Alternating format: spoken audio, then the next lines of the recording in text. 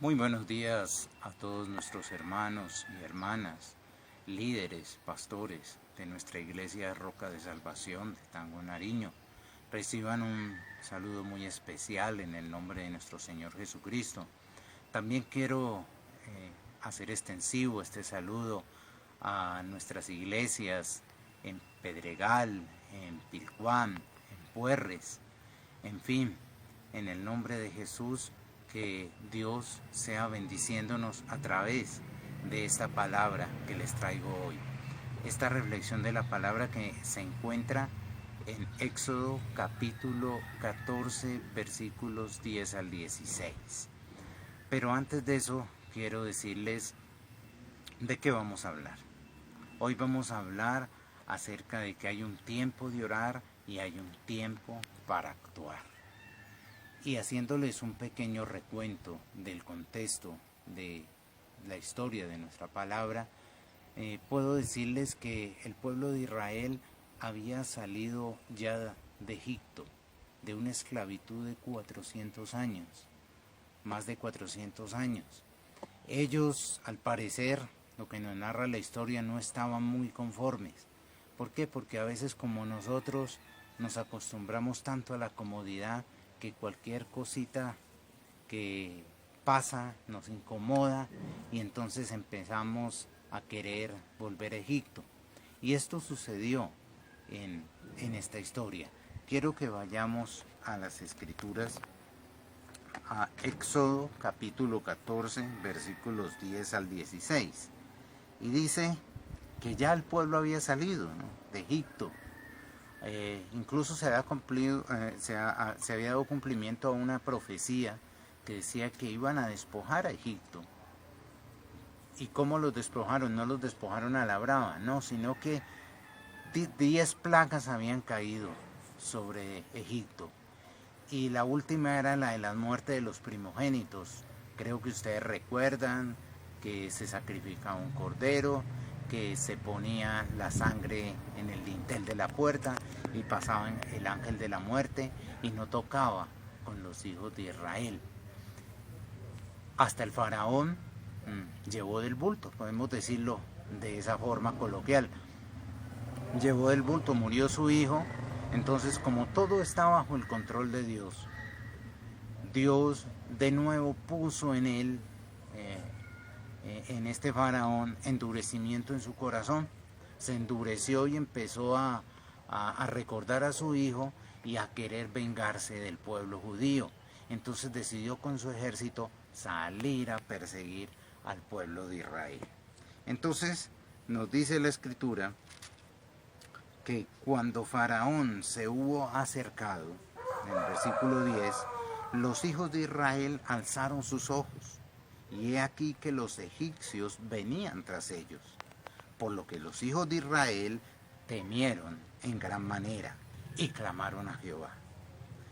Y dijeron a Moisés: ¿no había sepulcros en Egipto que nos has sacado para que muramos en el desierto? ¿Por qué has hecho así con nosotros? ¿Por qué nos has sacado de Egipto? ¿No es esto lo que te hablamos en Egipto diciendo: déjanos servir a los egipcios? Porque mejor nos fuera servir a los egipcios que morir nosotros en el desierto. La comodidad. Y Moisés dijo al pueblo: no temáis, estad firmes, y ved la salvación que Jehová hará hoy con vosotros. Porque los egipcios que hoy habéis visto, nunca más para siempre los veréis. Jehová peleará por vosotros, y vosotros estaréis tranquilos. Entonces Jehová dijo a Moisés: ¿por qué clamas a mí? Di a los hijos de Israel que marchen. Y tú alza tu vara, y extiende tu mano sobre el mar, y divídelo, y entren los hijos de Israel por en medio del mar en seco. Yéndonos más allá, ya sabemos que el pueblo pasó en seco por el Mar Rojo, atravesó el Mar Rojo. Y esto fue memorable para el pueblo de Israel. Hasta nuestros días se recuerda esta situación. Nos vamos a centrar en los versículos 15 y 16, donde Dios le dice a Moisés, ¿por qué clamas? Dile al pueblo que marche. Coge tu vara.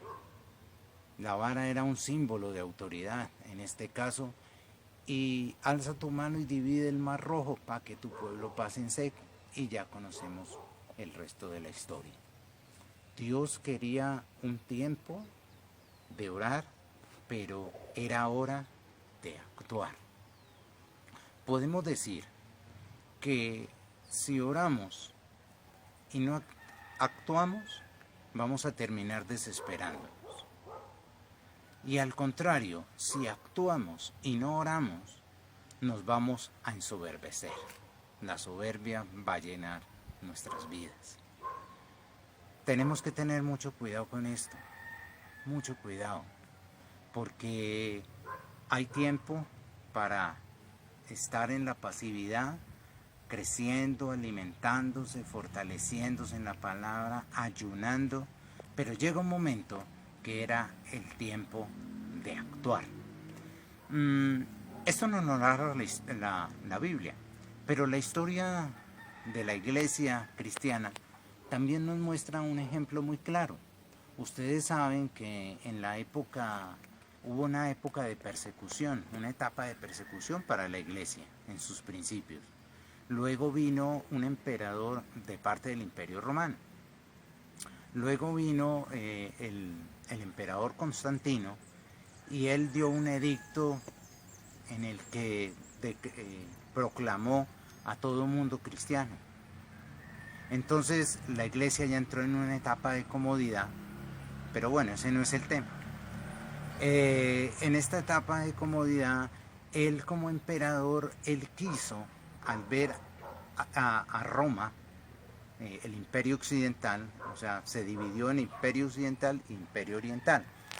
Él como vio, a causa de que pues él vio que Roma era muy vulnerable geográficamente a una invasión de afuera, entonces quiso construir un imperio oriental en Grecia donde no fueran tan vulnerables. Ahí fue en donde construyó Constantinopla, y geográficamente era invulnerable, no había cómo entrar con una invasión allá a Constantinopla. ¿Qué pasó? Luego, más adelante, se empezó a desarrollar la etapa monástica, los monasterios y todo eso, porque la iglesia entró en ese relaz y entonces empezó a pervertirse. Entonces los cristianos que querían ser firmes se fueron a esos monasterios con un buen propósito, a buscar un retiro espiritual, a fortalecerse espiritualmente. Pero ¿qué pasa? Ellos se concentraron en esa parte, en lo espiritual, y olvidaron la parte militar, el estar preparados para la guerra. Eran invulnerables, pero tampoco lo eran tan invulnerables. Recuerden lo de las Torres Gemelas. Decían que no había cómo penetrar a las Torres Gemelas, y finalmente sucedió lo que sucedió. Aquí pasó lo mismo. Llegaron los turcos a querer invadir a Constantinopla, y lo invadieron. ¿Por qué? Porque estaban preparados en oración, pero no para actuar, para pelear, y por eso ocasionó el desastre. Vino el desastre en esta etapa de la iglesia sobre Constantinopla, sobre la iglesia donde estaba la iglesia griega en ese tiempo. Entonces, ¿qué tenemos nosotros que hacer? Tenemos que sacudirnos del temor. Sacudirnos del temor. En una de las reflexiones anteriores también nos cuenta la historia de la iglesia que los grandes hombres de Dios, como Martín Lutero, en unas épocas tremendas de plagas, de pestes, ellos asumieron su papel como iglesia, y fueron y ayudaron y colaboraron con la humanidad. Algunos se contagiaron, pero ellos esto lo utilizaron para que fueran bendecidas sus vidas y bendecida la iglesia. Entonces Dios lo que quiere es eso, que nos sacudamos, que conozcamos de que como dice el versículo 15 y 16, es tiempo. Hay un tiempo para orar, pero hay un tiempo para actuar. Como Dios le dice a Moisés, hasta aquí oramos, ahora vamos a actuar. Coge tu vara, símbolo de su autoridad, abre el mar rojo para que tu pueblo pase en seco y al pueblo que se ponga en marcha. Eso es lo que quiere Dios decirnos a través de esta reflexión, que es hora de que ante esta situación, alguien dijo que en el momento de la crisis los héroes la reconocen y la enfrentan. Y eso es lo que Dios quiere enseñarnos hoy. Estamos en una crisis tremenda, un enemigo pequeñito, pero que puede destruir nuestras vidas y ha destruido cantidades de vidas. Es cierto que tenemos la protección de Dios, pero Dios quiere que no solamente peleemos por nosotros, sino que peleemos por toda la humanidad. Él está en control de todo. Entonces, ¿pero cómo así? ¿Con qué vamos a pelear? ¿Qué armas es que vamos a tomar? Segunda de Corintios 10, 4 y 5 nos dice que porque las armas de nuestra milicia no son carnales, sino espirituales y poderosas en Dios para destruir fortalezas, derribar argumentos y toda altivez que se levante contra el conocimiento de Cristo, llevando todo pensamiento cautivo a la obediencia a Cristo. Eso nos dice la palabra. Esos son nuestras armas. Pero ¿contra quién vamos a pelear? ¿Contra Estados Unidos? ¿Contra China? Unos dicen que la culpa es de China, que hay que pelear con ellos. No. La Biblia nos dice en Efesios 6:12 que no tenemos lucha contra sangre y carne, contra ninguna persona, sino contra principados, potestades, gobernadores de las tinieblas de este siglo, contra ejércitos de maldad en las regiones celestiales. Contra ellos es que tenemos que pelear.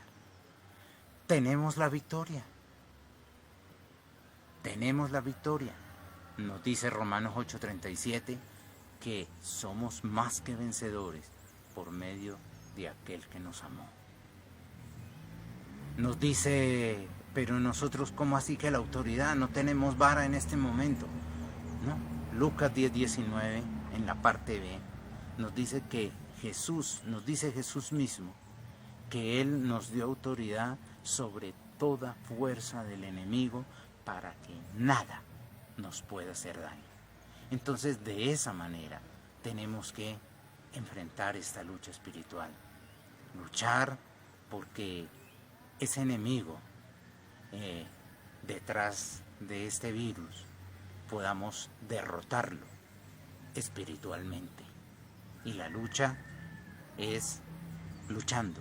Había un programa que llamaba en la televisión que la pelea es peleando. Es metiéndonos en lo espiritual. Luchar por nuestra familia, luchar por nuestra iglesia, luchar por esta humanidad para que reaccione, para que se dé cuenta de que le han faltado a Dios, de que le hemos faltado a Dios, que nos paremos en la brecha y podamos obtener la victoria que Cristo quiere que obtengamos. Eso es responsabilidad mía y suya, mi amado hermano. Si usted aún no conoce de Dios, yo le invito a que lo conozca, a que me siga en una pequeña oración de arrepentimiento para que Él entre en su corazón y Él, morando allí, usted forme parte de ese ejército de Dios y pueda acompañarnos en esta batalla. Le invito a que oremos a Dios. Amado Rey de Gloria, te damos muchas gracias por esta meditación de tu palabra. Quiero hacer una oración, Señor, breve, pero a la vez brava, para que, Señor, aquella persona que no te conoce, entre en comunicación contigo y le diga a Dios de esta manera: amado Señor, yo te he ofendido toda mi vida, he hecho lo malo delante de tus ojos y por eso quiero pedir pedirte que perdones mi vida, que perdones mi pecado, que me laves con tu preciosa sangre. Y Jesús, que tú entres a morar en mi corazón, como dice Juan 1:12, que a los que le recibieron les dio potestad, derecho de ser hijos de Dios. Yo quiero ser tu hijo, yo quiero formar parte de tu ejército. Y así enfrentar esta batalla, una batalla de victoria, una batalla de bendición. Mis hermanos, Dios les bendiga y hasta la próxima.